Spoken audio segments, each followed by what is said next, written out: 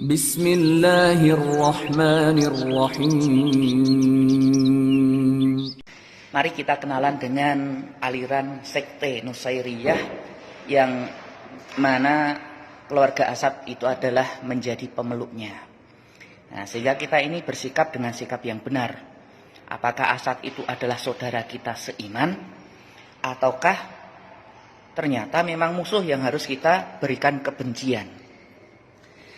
Sebenarnya dulu sering saya angkat masalah ini. Jadi ketika ngisi ketika ada acara-acara besar itu, sebelum berbicara tentang konflik Suriah, pasti ini akan saya sampaikan tentang Syiah Nusairiyah. Tetapi agar lebih fokus, kita akan berbicara tentang Syiah Nusairiyah di tema ini saja, jadi nggak usah kemana-mana. Baik teman-teman, dari sekian referensi tentang Syiah Nusairiyah, saya akan membacakan referensi yang saya ambil dari kitab Al-Mawsu'ah Al-Muyassarah fil Adyani wal Madhahibi wal Ahzabi Al-Mu'asirah. Kitab ini dulu diterbitkan oleh Wami dan sempat diterjemahkan. Judulnya kurang tahu, tapi kalau di sini Al-Mawsu'ah Al-Muyassarah itu ensiklopedia ringkas fil adyan, tentang agama-agama, wal madhahib, dan madhab wal ahzab, dan golongan-golongan al-mu'asirah, kontemporer. Jadi saya ambil dari ensiklopedia ringkas tentang golongan sekte-sekte kontemporer. Salah satu yang ditulis adalah masalah Syiah Nusairiyah ini. Siapa itu Syiah Nusairiyah? Ya, kita bacakan di sini. Nusairiyah itu dinisbahkan kepada namanya pendirinya, yaitu Muhammad bin Nusair. Dia muncul di abad ketiga Hijriyah. Tetapi kalau orang Nusairiyah sekarang, mereka tidak terlalu senang jika tidak terlalu suka jika disebut dengan Nusairiyah. Mereka menyebut dirinya sebagai golongan Alawiyah, Taifah Alawiyah. Taifah golongan Alawi, maksudnya apa? Menisbahkan kepada Ali bin Abi Thalib radhiyallahu ta'ala anhu. Dan Ali bin Abi Thalib barok, berlepas diri daripada mereka. Jadi mereka untuk mengelabui masyarakat ini, mereka menyebut dirinya dengan Taifah Alawiyah, atau kalau pemeluknya biasa kita sebut dengan Alawiyun. Jadi didirikan siapa? Muhammad bin Nusair Al-Basri. Pendirinya adalah Muhammad bin Nusair Al-Basri dari Basrah. Namanya Muhammad bin Nusair.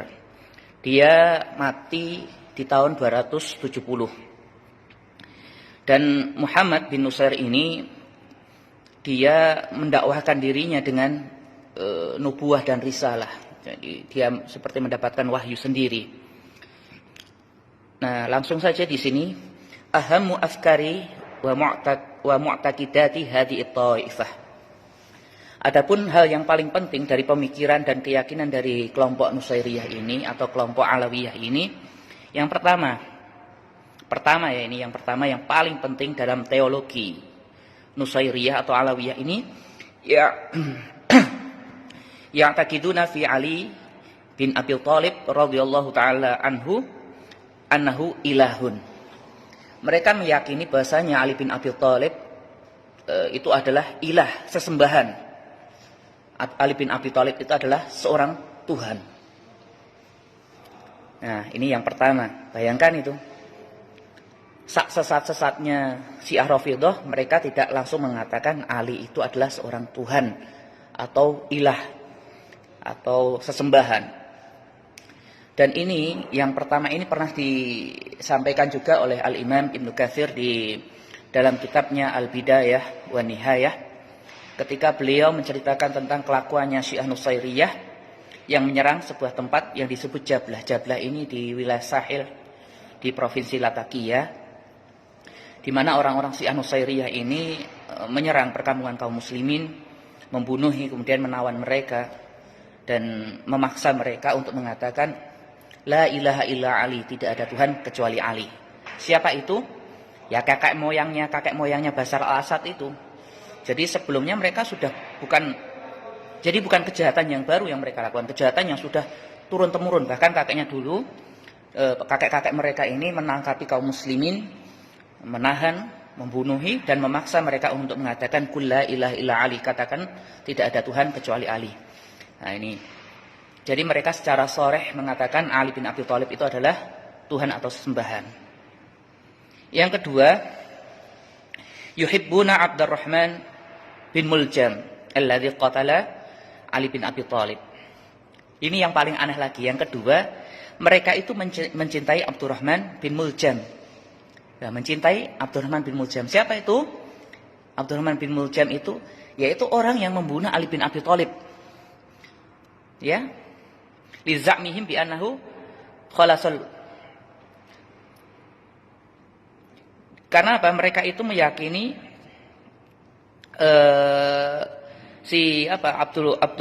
Abdurrahman bin Muljam ini punya tujuan yang baik dalam membunuh Ali bin Abi Thalib. Bahkan mereka itu kemudian menyalah-nyalahkan orang-orang yang melaknat Abdurrahman bin Muljam. Ini yang paling aneh. Di sisi lain mereka menuhankan Ali bin Abi Thalib, tapi di sisi lain mereka juga senang kepada pembunuhnya Ali bin Abi Thalib. Ini yang kedua. Yang ketiga, ya'taqidu ba'duhum anna aliyan yaskunus sahab. Yang ketiga ini sebagian dari kelompok mereka itu meyakini bahwasanya Ali bin Abi Thalib itu tinggal berada di awan, di gumpalan awan. Jadi Ali bin Abi Thalib tidak mati dan sekarang tinggalnya itu di gumpalan awan. Aneh ya. Wa idza marra bihim as-sahabu qalu, sehingga ketika ada awan lewat, jadi ketika awan berarak itu melewati mereka, mereka mengatakan assalamu alayka ya Abul Hasan. Salam keselamatan kepadamu wahai Abul Hasan. Wahai bapaknya Hasan, maksudnya Ali bin Abi Thalib. Wa yaquluna inna ra'da sautuhu. Sesungguhnya gemuruh itu adalah guruh yang ada di langit adalah suaranya Ali bin Abi Thalib. Wal barqa sautuhu, dan kilat itu adalah pecutnya Ali bin Abi Thalib. Kilat itu merupakan cemetinya Ali bin Abi Thalib. Yang keempat, yu'azzimuna al-khamra wa yashrabunaha. Ini yang keempat, mereka itu memuliakan khamr dan mereka meminumnya. Wa yu'azzimuna syajaratal 'inabi lidzalik. Oleh karena itu mereka sangat menghormati pohon anggur. Karena apa? Dari anggur inilah khamr itu dibuat. Ini yang keempat. Senang minum khamr dan suka menghormati pohon anggur karena khamr dibuat dari anggur. Oke. Dan untuk budaya minum-minuman ini sampai sekarang milisinya Asad atau pemblok Nusairiyah sangat nampak sekali. Mereka itu adalah seorang pemabuk. Itu nampak, pecandu minuman keras. Yang keempat sudah. Yang kelima, yusalluna fil yaumi khamsa marrat. Mereka itu dalam satu hari sholat 5 kali. Sama ternyata dengan kita. Lakinnaha sholatun takhtalifu an sholatil muslimin. Tetapi sholat mereka itu berbeda dengan sholatnya kaum muslimin. Karena apa? Laisa fiha sujudun. Jadi dalam sholat mereka itu tidak pakai sujud. Ya maksudnya mereka sholat berdiri ada rukuknya tapi tidak pakai sujud. Itu sholatnya mereka. Yang keenam, lahum qaddasat syabihah, lahum qaddasat syabihah bi qaddasatin nasara. Mereka memiliki hal-hal yang disucikan sebagaimana orang-orang Nasrani. Jadi ada keserupaan dengan Nasrani dalam mentakdis sesuatu, dalam mensucikan sesuatu atau dalam mengkultuskan sesuatu. Yang ketujuh, la yu'minuna bil haji, mereka tidak percaya dengan haji. Wa yaquluna bi anal hajja innama huwa kufrun wa ibadatu asnamin.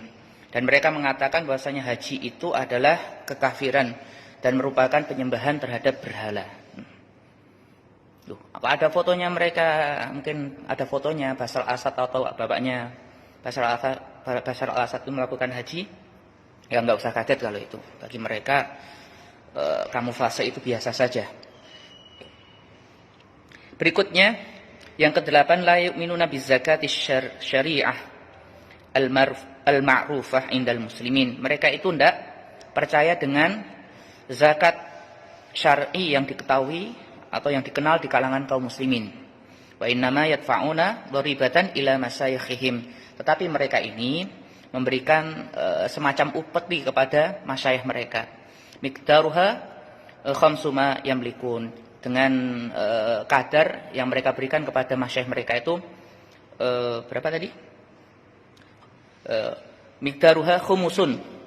Miqdaruha khumusun ma yamlikun, 1/5 dari apa yang mereka miliki. Khumus. Ini kalau ini kelihatannya mirip dengan orang Syiah. Orang Syiah ini punya keyakinan khumus, memberikan 20% hartanya untuk para pendetanya. Berikutnya yang ke-9, as-siyamu indahum wal imtina' an mu'asyaratin nisa'i tilata syahri Ramadan. Adapun puasa bagi orang-orang Syiah Nusairiyah atau Alawiyah ini, yang disebut puasa itu hanyalah mereka menahan diri untuk mencampuri istrinya. Jadi puasanya itu cuma tidak mencampuri istrinya selama bulan Ramadan. Jadi hanya menahan diri dari mencampuri atau menjima istrinya. Adapun makan minum lewat. Yang ke-10, lahum tafsiru batiniyun. Lahum tafsirun batiniyun li syara'il Islam wa arkanihi ghairi ma ya'rifuna ghairu ma ya'rifuhu minhal muslimun. Dan mereka memiliki penafsiran yang sifatnya tafsir batini terhadap syariat Islam dan rukun-rukunnya yang tidak diketahui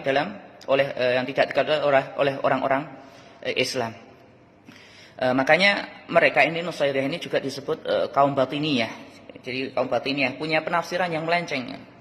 Jadi bahasanya Quran itu ada makna-makna Quran, takwil Quran yang mereka itu mempunyai tafsiran sendiri yang sangat jauh daripada yang diinginkan daripada kalamullah.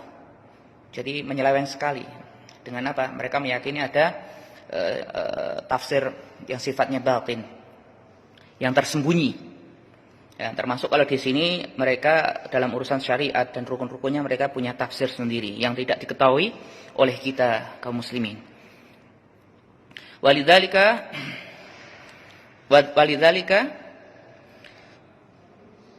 fahum la yu'minuna bisyahadatain. Oleh karena itu mereka juga enggak beriman dengan dua kalimat syahadat.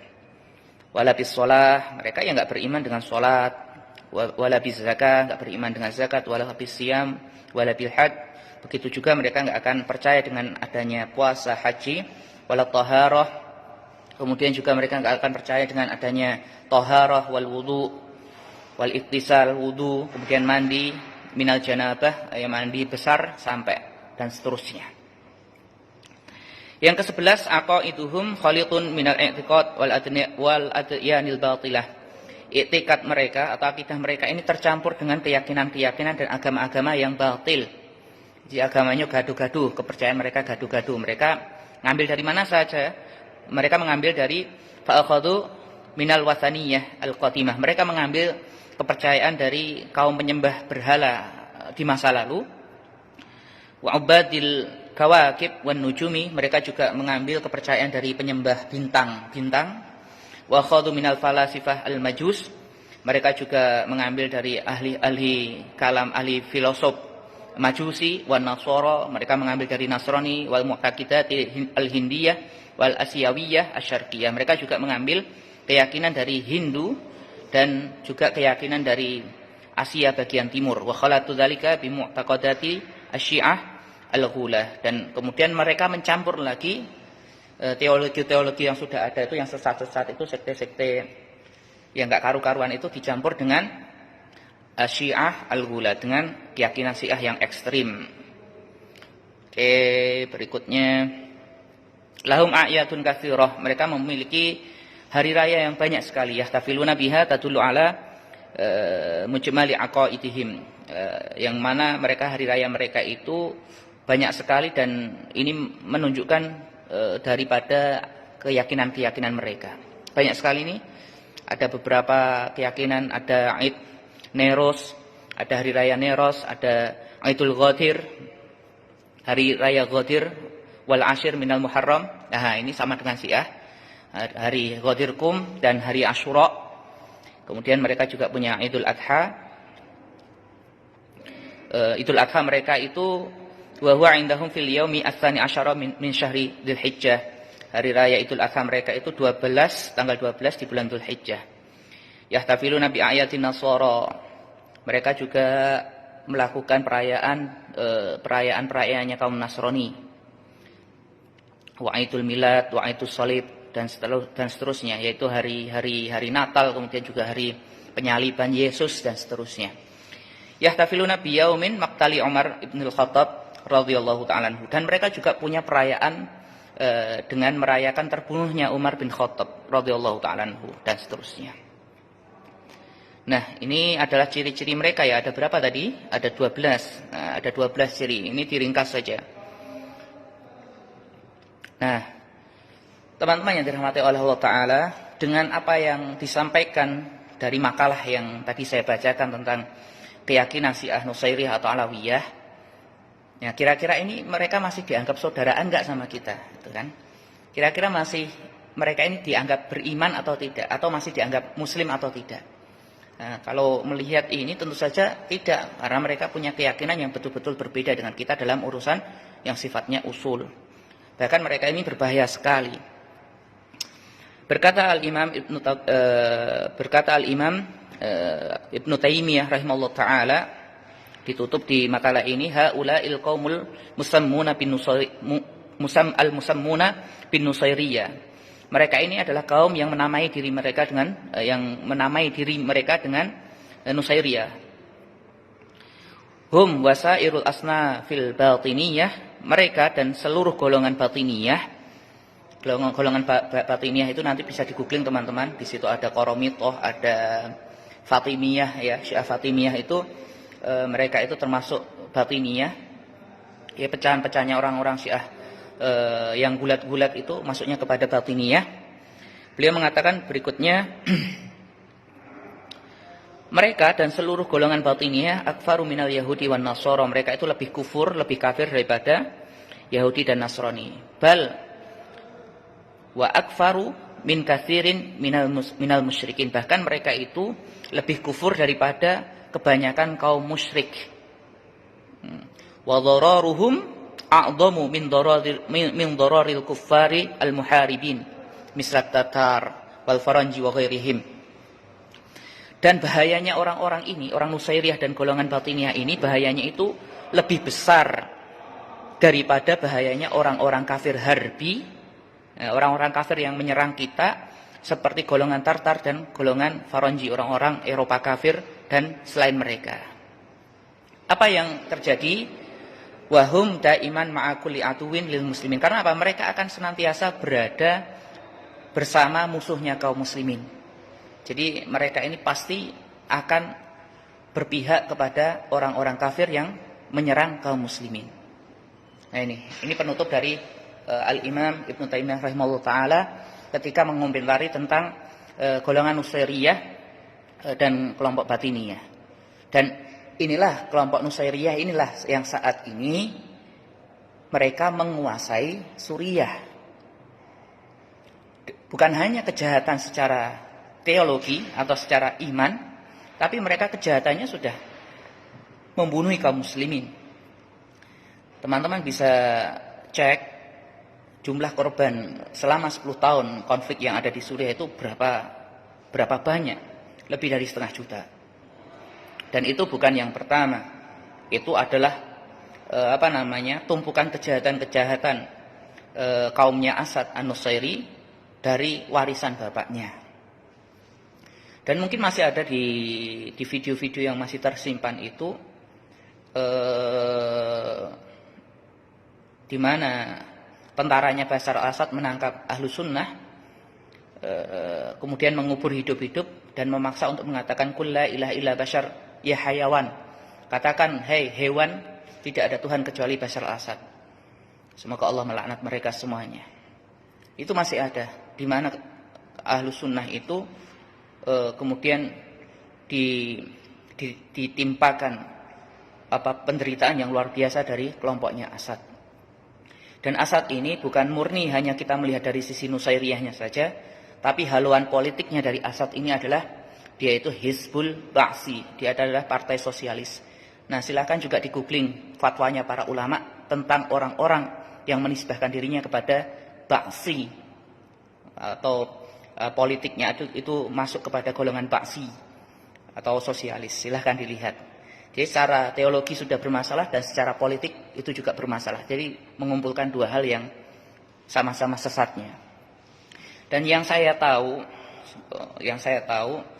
antara Iran, Syiah Rafidhah atau Imamiyah yang ada di Iran dan Syiah Nusairiyah ini sebenarnya nggak akur sebelumnya. Sebelumnya nggak akur. Jadi Alawiyah itu merasa lebih baik dan Syiah Imamiyah yang ada di Iran itu pun merasa lebih baik, bahkan menganggap Alawiyah itu bukan golongan daripada Syiah. Jadi di luar Syiah yang ada gitu. Jadi mereka saling menyesatkan, mentadlil juga sebelumnya. Tapi ketika yang dihadapi Ahlus Sunnah atau kaum muslimin, mereka bersatu. Nah, teman-teman yang dirahmati Allah Ta'ala, seharusnya kita lebih layak bersatu daripada sekte-sekte sesat ini kan gitu. Mari kita gandengkan tangan kita satukan hati kita, karena mudarat yang mereka timpakan itu lebih berbahaya daripada mudarat yang ditimpakan oleh orang-orang kafir yang menyerang kita, sebagaimana yang disampaikan oleh Al-Imam Ibnu Taimiyah rahimahullah ta'ala. Demikian dari saya, mudah-mudahan menjadi wawasan bagi kita semuanya. Semoga Allah Ta'ala senantiasa menuntun langkah kita, menjaga kita semua, dan menutup usia kita di dalam sunnah, dan memberikan kita husnul khatimah. Kemudian Allah memasukkan kita ke dalam surganya dengan rahmatnya, dan menghindarkan kita dari azabnya yang sangat besar. Barakallahu fikum. Assalamualaikum warahmatullahi wabarakatuh.